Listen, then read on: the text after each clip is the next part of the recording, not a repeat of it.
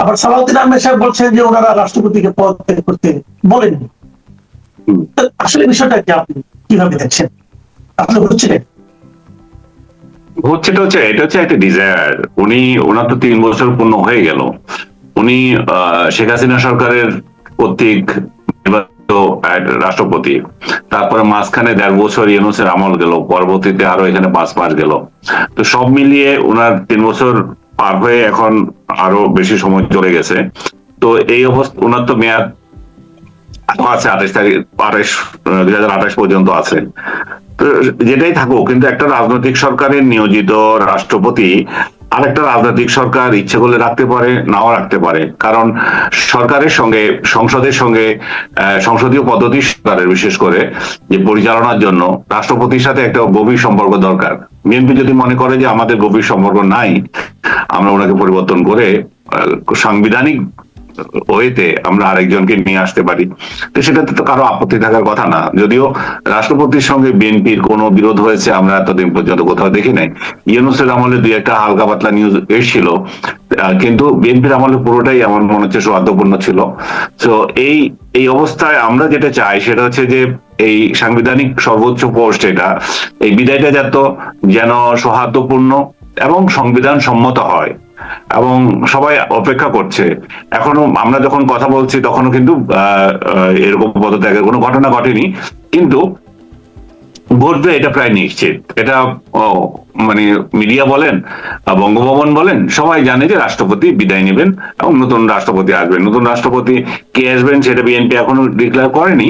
তবে যে নিয়ম অনুযায়ী রাষ্ট্রপতি যদি বিদায় নেন তাহলে সেই দায়িত্বটা স্পিকার পালন করেন, এবং তারও একটা লক্ষণ আমরা দেখতে পাচ্ছি। স্পিকার থাইল্যান্ডে ছিলেন, ওইখান থেকে তড়িঘড়ি করে উনি আবার দেশে চলে আসছেন। হয়তো আমরা যখন কথা বলছি তখন উনি দেশেই থাকবেন, মানে যখন আপনার ভিডিও যখন পাঠক দর্শক দেখছে তখন হয়তো উনি দেশেই। তো পুরো প্রক্রিয়াতে মনে হচ্ছে যে এটা ঘটতে যাচ্ছে, এবং এটা আমার দৃষ্টিতে এখনো পর্যন্ত শান্তিপূর্ণভাবেই ঘটতে যাচ্ছে। যদিও কিছু রাজনৈতিক দল বা খুচরা পার্টি কতগুলো আছে যেগুলো এখানে একটু মানে আলগা ক্রেডিট নেওয়ার চেষ্টা করছে, যে আমরা দাবি করছি ওনাকে পদত্যাগ করতে হবে, আমরা দাবি করছি ওনাকে গ্রেপ্তার করতে হবে। মামার বাড়ির আবদার জাতীয় যে জিনিসগুলো হয় আর কি, ওই মামার বাড়ির আবদার তারা ইউনূসের আমলে করে এসেছিল, কিন্তু তার কোনো কাজ হয় নাই। কারণ কাজ হয় না এই জন্যই যে বিএনপির এখানে বড় ভূমিকা ছিল। বিএনপি কিন্তু গত শেখ হাসিনার আমলের পরে যেটুকু সময় আপনি দেখতে পান সেটা পুরোটাই রাষ্ট্রপতির পক্ষে ছিল, এবং রাষ্ট্রপতিকে সম্মান তারা যথাযথভাবে দিয়েছেন। এবং ইউনূসের এই বেহায়াপনা সরকার এবং এটা দুর্নীতিবাজ, মানে কি বলবো আর, এগুলা যা ইচ্ছা তাই স্বেচ্ছাচারী সরকার, এই শব্দটা বেশি হবে অন্যগুলোর থেকে, যে স্বেচ্ছাচারিতা যেভাবে যাচ্ছিল, এবং তার যে নীল নকশা এবং জামাতকে ক্ষমতা আনার এবং বিএনপি কে সাইড করার, সবগুলো তো বিএনপির কাছে ক্লিয়ার ছিল। তো সেই জন্য বিএনপি সর্বোচ্চ রাষ্ট্রপতি পদে পরিবর্তনকে কখনোই সমর্থন করে নাই, এবং তারা বরাবরই রাষ্ট্রপতিকে সমর্থন দিয়ে গেছে। তো সেই প্রেক্ষিতে বিএনপির প্রতি ওনার ওনার ওনার ভালোবাসা আছে, সেটাও আমরা দেখতে পাই। এবং উনি এর আগের সরকার, আওয়ামী লীগ সরকারের নিয়োজিত রাষ্ট্রপতি, তাদের প্রতিও তার কিছু কৃতজ্ঞতা বোধ অবশ্যই আছে। কারণ ওনার লাইন অফ থটস এবং রাজনৈতিক চিন্তা সবগুলোই তো আওয়ামী লীগের সাথেও মিল আছে। তো সর্বশেষ আমি যেটা বলতে চাচ্ছি সেটা হচ্ছে যে এটা যাতে শান্তিপূর্ণ হয় এবং জাতি যাতে আরেকটা মানে বদনামের সম্মুখীন না হয়।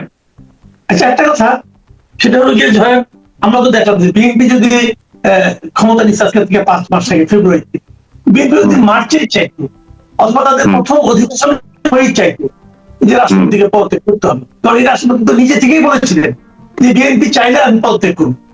উনিও কিন্তু কোনো ধরনের মানে গাইড কিন্তু করেননি। তো তখনই চাইতো, তখনই কিন্তু পদত্যাগ করতে পারতেন। তাহলে তো বিএনপি গত 2টা অধিবেশনে একজন নতুন তাদের রাষ্ট্রপতি পেতেন। কিন্তু আমার প্রশ্নটা যে ঠিক এই সময়টাই কেন?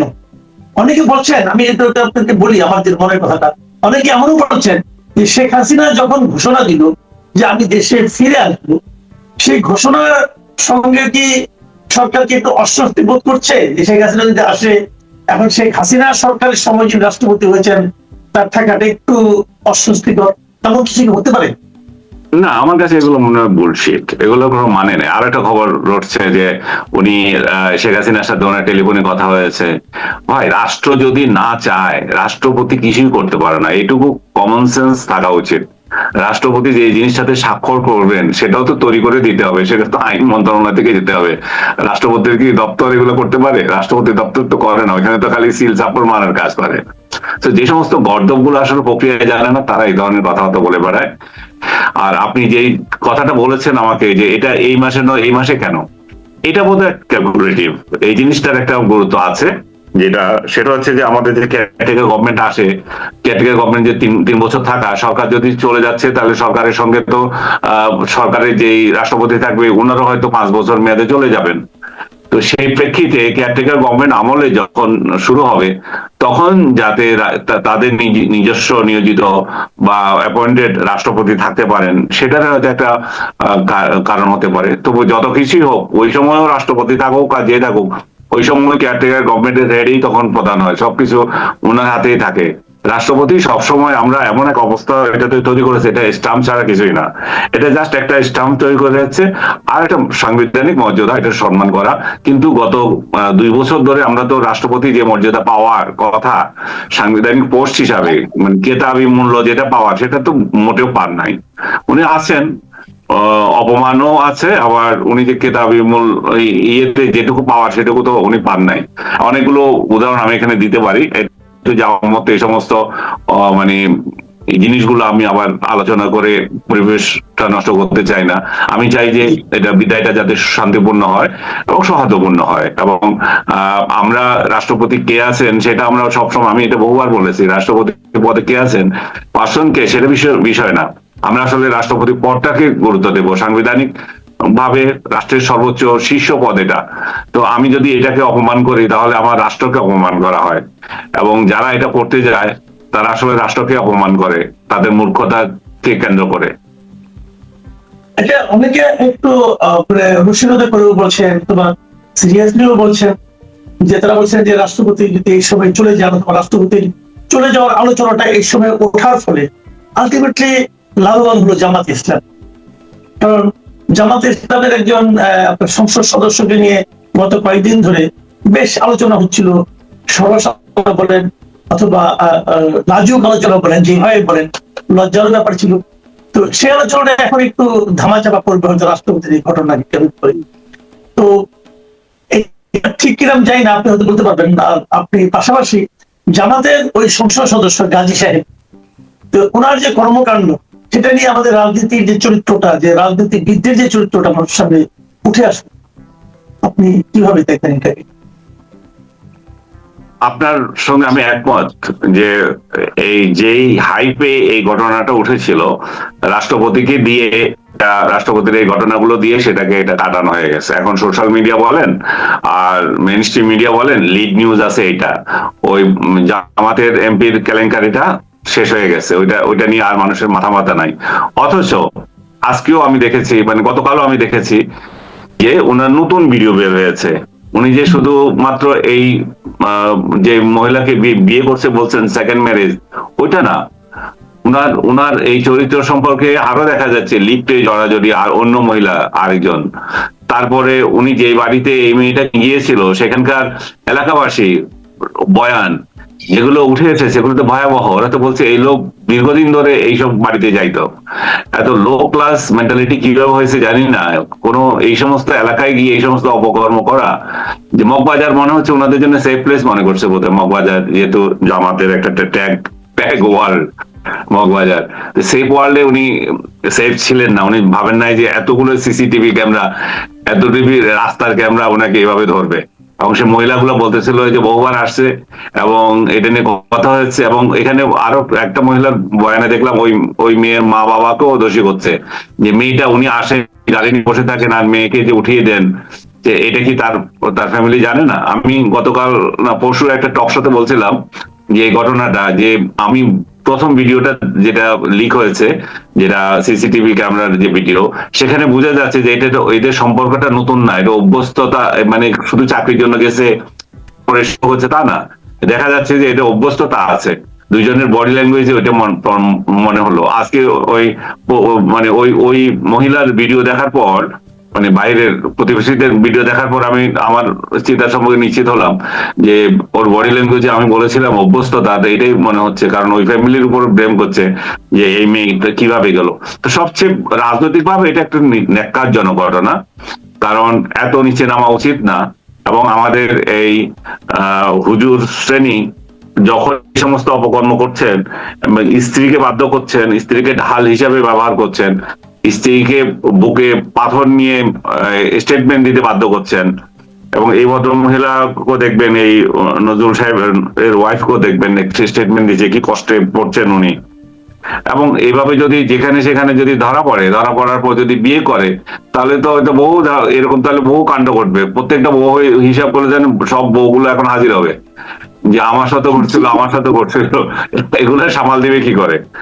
এবং কত ভণ্ডামি দেখেন, যে বিয়ে নামে করেছে সেটাতে 17ই জুলাই লিখেছে, আবার 17 জুন না, আপনি আমাকে শুনেন, উনি যে স্টেটমেন্ট দিয়েছেন, একটা ফেসবুক স্টেটমেন্ট, সেখানে দেখবেন জুন, তারপরে ইয়েতে যে কাবিননামা হচ্ছে সেখানে লিখেছে জুলাই, তারপরে স্বাক্ষর করেছে 22 তারিখে। তো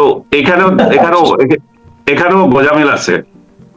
এবং লোকজন যখন ধরছে তখন বলতেছে যে এটা আমার আত্মীয়, এবং তখন বলছে আবার প্রথম আসছি, আবার এটাও স্বীকার করছে মেয়েটা চাকরির জন্য এসছে।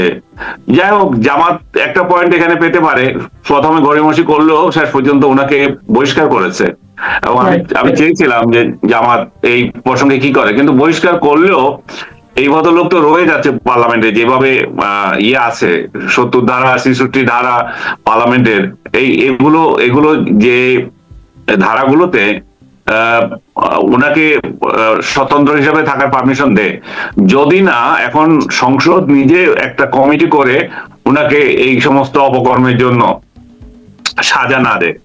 জামাতে ইসলাম সম্ভবত নির্বাচন কমিশনে অলরেডি এটা জানিয়েছে, এবং তার সিসি দিয়েছে বোধহয় ইয়েকে, এটাকে বলে স্পিকারকে। তো অনেকে আবার বলছে এটা তো স্পিকারের কাছে পাঠানো উচিত ছিল, সিসি যাবে ইয়ের কাছে। জানি না এটা লিগ্যাল ফর্মটা আসলে কি হওয়া উচিত, এটা কি আসলে নির্বাচন কমিশনের প্রথম দেওয়া উচিত না স্পিকারকে দেওয়া উচিত। বাট যেটাই হোক না কেন, ওনার সদস্যপদ খুব সহজে যাচ্ছে না। এর আগে আমরা দেখেছি এরকম দল বহিষ্কার করলেও যে আইনগত সুযোগ সুবিধা নিয়ে এরা টিকে গিয়েছে। এখানে একমাত্র উপায় হচ্ছে পার্লামেন্ট যদি নিজেরা নিজেরা কমিটি করে তাদের মান ইজ্জত বাঁচানোর জন্য যদি এরকম একটা সংসদ সদস্যের বিরুদ্ধে ব্যবস্থা নেন, তাহলে ঠিক আছে। আর রাজনৈতিক ভাবে যে জিনিসটা এটা আছে, যে জিনিসটা আপনি বলতে বললেন, সেটা হচ্ছে জামাতের এটা যে একটা হিপোক্রেট রাজনৈতিক দল, এবং ইসলাম বিক্রি করে যে খায়, ইসলাম বিক্রি করে যে জান্নাতের টিকিট বিক্রি করে, এগুলো মানুষের মধ্যে এখন আরো বেশি আলোচনা হচ্ছে। কারণ ইলেকশনের আগে যেভাবে ওনারা এক্সপ্লয়েট করেছে পাবলিককে, যেভাবে ধর্মান্ধতা এবং যেভাবে ধর্ম বিক্রি করেছে, এবং নিজেদেরকে একটা ধর্মীয় রাজনৈতিক দল হিসাবে মানে ইয়েতে প্রেজেন্ট করার চেষ্টা করেছে, প্রজেক্ট করার চেষ্টা করেছে, সেটা কিন্তু এখন চরম বিপর্যয়কর অবস্থা বলতে হবে। এবং জামাতের যে জোট ছিল, এই জোট থেকেও তো কিছু লোক বের হয়ে আবার নতুন একটা জোট করতেছে, যদিও সিদ্ধান্তটা আরো আগে থেকে। তো ইসলামী রাজনীতির বড় একটা মেরুকরণ হবে এখানে। শাসনতন্ত্র আন্দোলন, যারা ইসলামী শাসনতন্ত্র আন্দোলন, তাদের একটা জোট আছে আলাদা, তারা তো থাকছেই। তো সবগুলো মিলিয়ে ইসলামিস্টদের উপর এক ধরনের খড়ক নেমে এসেছে, এবং স্বাধীনতা বিরোধী চক্র যে অত বড় বড় কথা বলতো, এবং সব কাজে এই ভারতীয় দালাল, আওয়ামী লীগ, এই যে ন্যারেটিভ তৈরি করা, প্রগতিশীল সমাজকে যে সব গড়ে শেখ হাসিনা দালাল বানিয়ে দেওয়া, এই ন্যারেটিভ থেকেও তারা একটু মানে ইয়ে হবে আর কি, মানুষ এগুলো আর খাবে না। এখন সবচেয়ে বড় যে জিনিসটা বাংলাদেশে এখন দেখা যাচ্ছে, সেটা হচ্ছে শেখ হাসিনা আমলে মুক্তিযুদ্ধকে আপহোল্ড করে উনি মুক্তিযুদ্ধকে ভালো করেছেন কি খারাপ করেছেন, সেটা একটা বিরাট বিতর্কের বিষয়।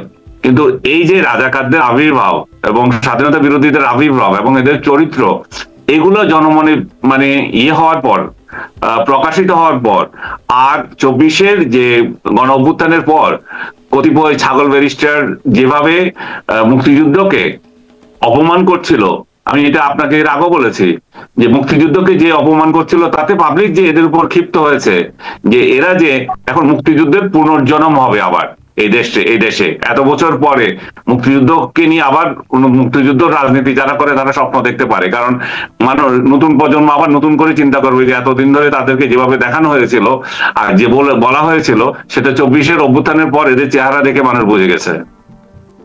আচ্ছা, আমি একটা আলোচনা একদম শেষ পর্যায়ে চলে যাচ্ছি, ছোট করে আপনি যদি বলতেন।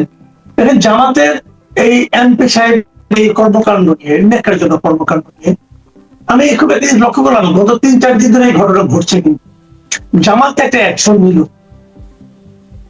এই ঘটনার কোন নিন্দা আমি কোন পলিটিক্যাল পার্টির মধ্যে দেখলাম না, এবং তাদের যে জোট, যে নির্বাচনী জোটের যে শরীর এনসিপি, তারাও এটা নিয়ে কোনো শব্দ উচ্চারণ করলো না।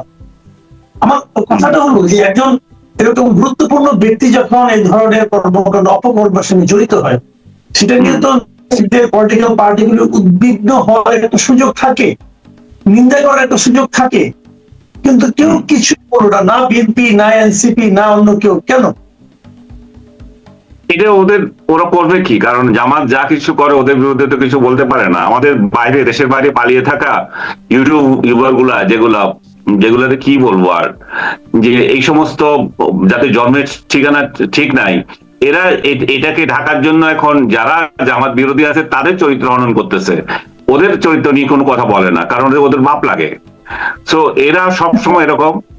এবং এই ইয়েটা আপনার এনসিপি কিভাবে করে, এনসিপি তো এটাকে আবার প্রোটেকশন দেওয়ার চেষ্টা করে, বরং ওরাও তো এটা নিয়ে কোনো কথা বলবে না। এনসিপি কে যে বরাবর বলা হয় যে জামাতের বি টিম, তারা তো এটা থেকে বেরিয়ে আসতে পারছে না। তাদের তো বেরিয়ে আসার জন্য বহু স্টেপস নেওয়া দরকার ছিল, বহুবার সুযোগ ছিল, সেটা তো তারা কাজে লাগায় না। তারা বরাবরই জামাতের পৃষ্ঠপোষক হিসাবে থাকতে চায়, এবং এখনো পর্যন্ত যখন এটার সমালোচনা করে না, তার মানে হচ্ছে যে তারা এই সমস্ত বিষয়গুলোকে বদল করে না, এবং জনগণ কি বললো না বললো সেটা নয়, তারা তাদের ইমেজ রক্ষার রাজনীতি করতে চায়। জি, অনেক ধন্যবাদ জনাব আনিস আলমগীর। প্রিয় দর্শক, আপনারা শুনলেন রাষ্ট্রপতি পদত্যাগ এবং জামাত এমপি অপকর্ম নিয়ে এই যে প্রাসঙ্গিক প্রসঙ্গগুলি, বিভিন্ন বিষয়ে জনাব আনিস আলমগীর বিশ্লেষণ। আপনাদের অনেক ধন্যবাদ। আগামীতে আবার কথা হবে। আল্লাহ হাফিজ।